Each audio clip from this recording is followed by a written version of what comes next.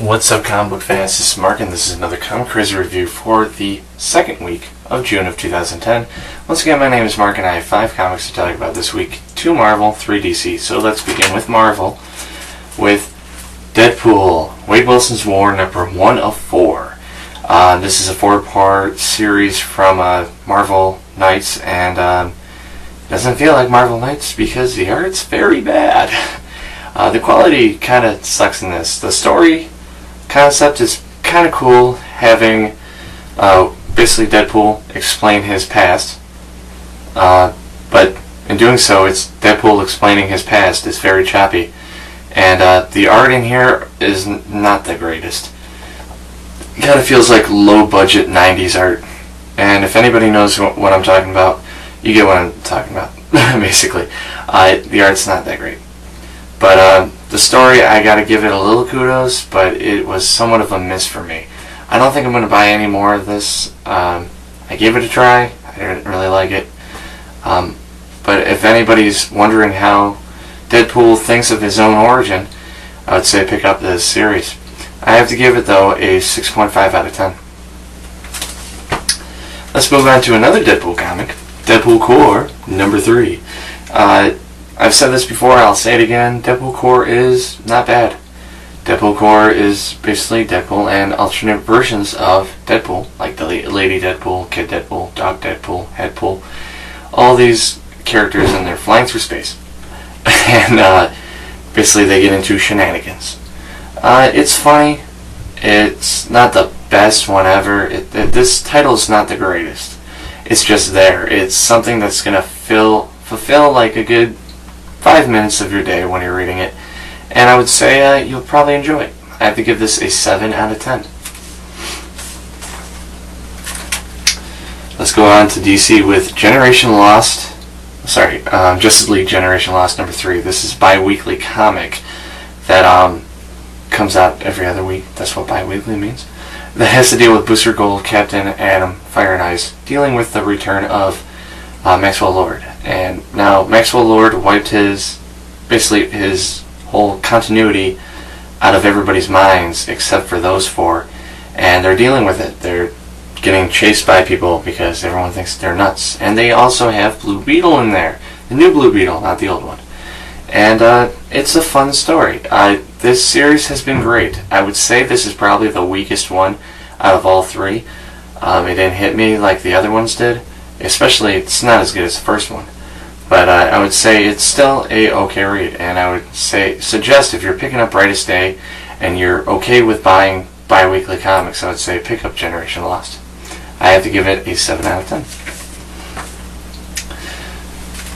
Now this is another Brightest Day tie-in. This is Titans number 24. This is a continuation of Titans Villains for Hire, that special that came out a couple of weeks ago. And it follows just Deathstroke, which is Slide Wilson, inspiration for Deadpool. And he got a group of villains, basically, and now they're all assassins.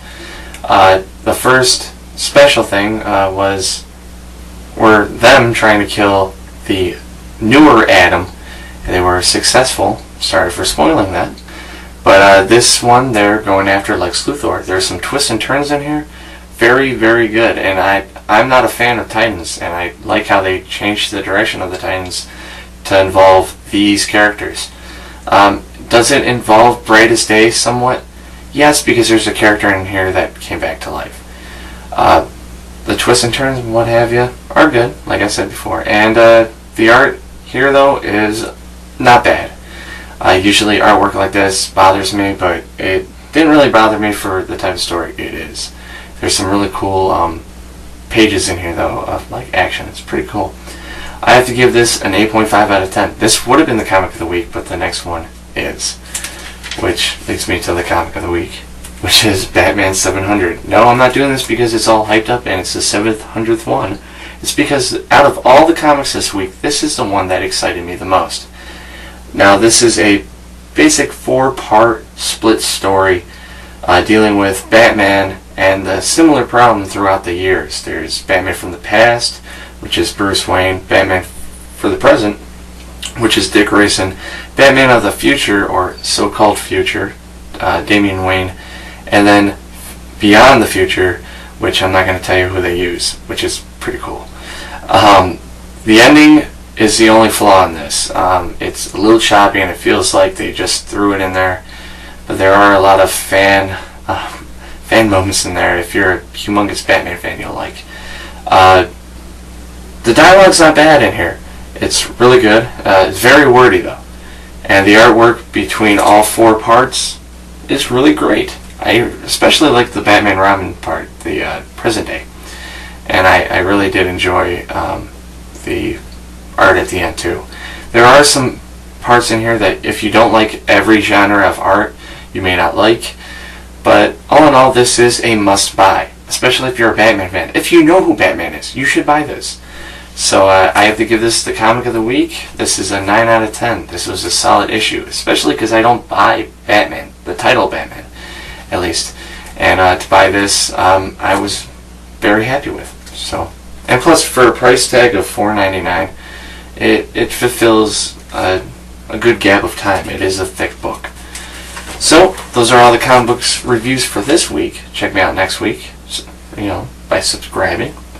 And you could also check me out on my website, comiccrazyreviews.webs.com. You can see my runner reviews there, these videos, Blue Goblin's runner reviews, Boxing Type X's toy reviews, and much, much more. So, guys, I'll see you next week. Until then, keep reading those comics. Peace.